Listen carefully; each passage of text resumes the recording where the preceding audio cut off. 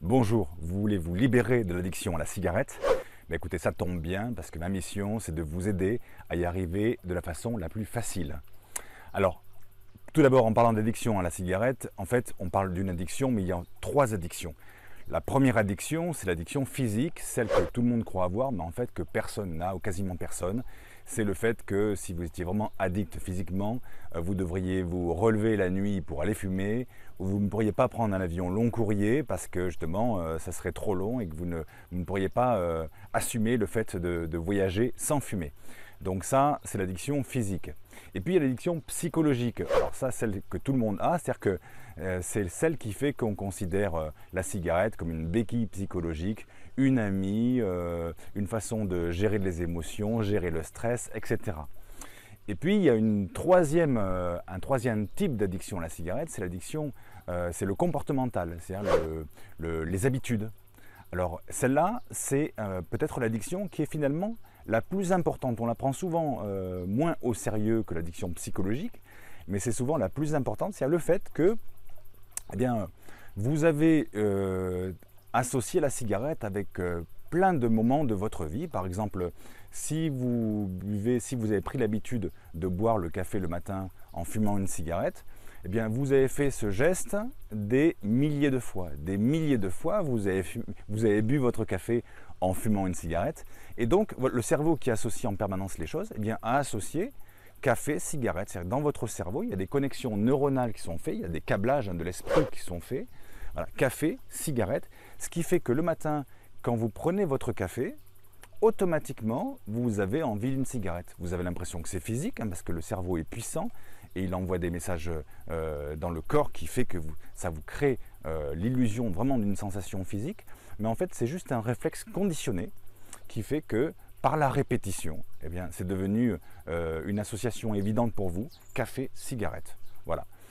C'était Pavlov, Ivan Pavlov, qui au début du XXe siècle avait travaillé sur les réflexes conditionnés, notamment avec son expérience sur les chiens de Pavlov. Eh bien, il mettait des chiens dans une pièce, il mettait de la viande et il faisait sonner une cloche. Et il faisait ça 10 fois de suite. Et à la 11e fois, eh bien, il fait sonner la cloche devant les chiens. Qu'est-ce qui se passe? Sans mettre de la viande. Et qu'est-ce qui se passe? Les chiens salivent. Le son de la cloche a été associé à la viande et les chiens salivent. Eh bien, je suis désolé pour vous, mais vous avez ce réflexe de Pavlov, comme les chiens de Pavlov, à chaque moment de votre journée qui correspond à une association entre la cigarette et quelque chose. La cigarette et le café, la cigarette et la pause, la cigarette et la fin du repas, la cigarette et l'apéro, la cigarette et la fin de la journée, la cigarette avant de prendre la voiture ou la cigarette en voiture, la cigarette avant de de décrocher le téléphone. Voilà. La cigarette a été associée par la répétition des centaines et des milliers de fois à un moment particulier de votre journée. Et ça, c'est juste du réflexe conditionné, c'est-à-dire que c'est des habitudes qui ont créé des connexions neuronales, comme je vous disais, des câblages dans votre esprit. Alors ça, on peut lutter contre ça facilement.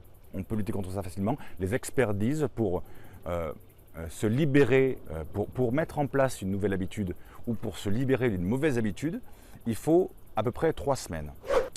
Et donc, pendant 3 semaines, ce que je vais vous proposer de mettre en place, c'est des plans B. C'est-à-dire que à la place du comportement associé que vous avez en ce moment, par exemple, café, cigarette, eh bien, pendant 3 semaines, il va falloir mettre en place autre chose de manière à décabler votre cerveau par rapport à ça et pour vous permettre de vous libérer de cette addiction comportementale facilement. Il faut 3 semaines. Et je vais vous donner des exemples comment faire.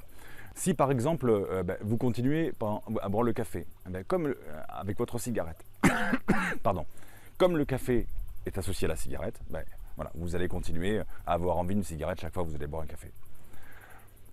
Alors, vous pourriez dire, voilà, j'arrête de boire du café pendant 3 semaines, mais ça va être un petit peu compliqué. Mais ça serait une possibilité. Arrêter de boire du café pendant 3 semaines.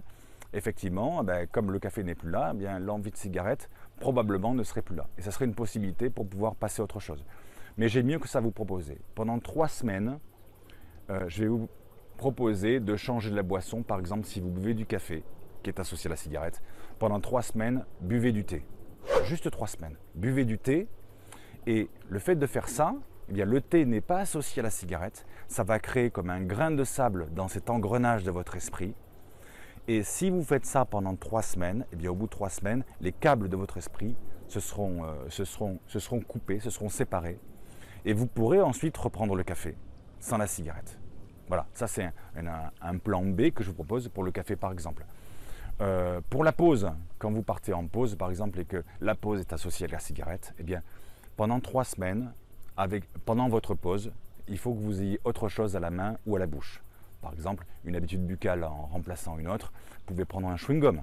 C'est-à-dire que chaque fois que vous prenez une pause, vous prenez un chewing-gum. Ou chaque fois que vous prenez une pause, vous prenez un verre d'eau ou autre chose qui vous occupe la main ou la bouche. À la fin du repas, si la cigarette à la fin du repas, c'est une habitude pour vous, à midi et le soir, eh bien ce que je veux, c'est que pendant 3 semaines, testez-le.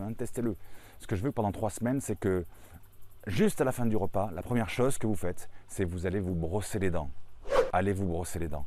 Et du coup, c'est une nouvelle habitude que vous mettez en place à la place de l'ancienne. Et du coup, ça va vous permettre de passer le cap et de vous libérer de cette envie. Au bout de 3 semaines, vous serez libéré. Alors si vous travaillez en entreprise, par exemple à l'extérieur, ça veut dire qu'il faut s'organiser aussi. C'est qu'il faut avoir sa brosse à dents dans son sac à main ou avec soi.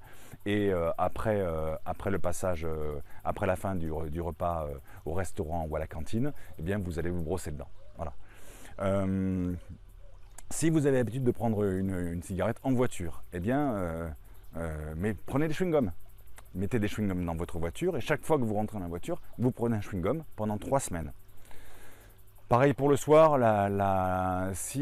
pour l'apéro par exemple, si vous avez l'habitude de fumer une cigarette à votre apéro, vous avez probablement une boisson préférée, et bien pendant 3 semaines, changez cette boisson. Soit vous passez à un soda, soit, si je ne sais pas, je donne un exemple, si vous aviez l'habitude de boire une bière, eh bien avec la cigarette, eh bien, pendant 3 semaines, vous buvez, je sais pas, un verre de rosé, un verre de rouge, ce que vous voulez. Je ne vous incite pas à boire. Il faut le faire avec modération, bien sûr, mais voilà, l'idée c'est de changer la boisson pendant 3 semaines. Le soir, pareil, au moment d'aller se coucher, si vous aviez l'habitude de fumer une cigarette, sur votre terrasse, sur votre balcon, à votre fenêtre, eh bien, vous pouvez continuer ce rituel d'aller, excusez-moi, sur la terrasse, sur le balcon, à la fenêtre, mais avec autre chose, par exemple avec une tisane. Voilà, pendant 3 semaines. Faites cet exercice, changez vos habitudes 3 semaines durant et vous allez voir, ça va le faire. Mais pour que ça marche, il faut le tester. Il faut vraiment le tester de manière précise, scientifique. Donc je vous propose à partir de maintenant de faire une liste de vos plans B pour chaque moment de la journée et de la mettre en place, de vous organiser pour les 3 prochaines semaines. Et puis ensuite, bien, vous pourrez laisser vos commentaires au-dessous de la vidéo pour témoigner de comment ça fonctionne bien pour vous et comment ça vous permet justement de vous libérer beaucoup plus facilement de la cigarette en vous libérant de cette partie importante de l'addiction qui est simplement les habitudes et qui est beaucoup plus importante qu'on ne le pense. Voilà, si cette vidéo vous a plu, n'hésitez pas à la liker ou à la partager surtout autour de vous auprès de vos amis fumeurs que ça pourrait intéresser. Et puis, si vous avez besoin d'autres techniques pour vous aider justement à vous libérer, n'hésitez pas à cliquer sur le lien qui est sous la vidéo et où je vous offre 3 techniques gratuites en vidéo. Vous allez voir, 3 techniques gratuites qui vont vous permettre justement de passer le cap et de vous libérer enfin de la cigarette ou du tabac. Voilà, je vous dis à bientôt pour une prochaine vidéo. Bye bye.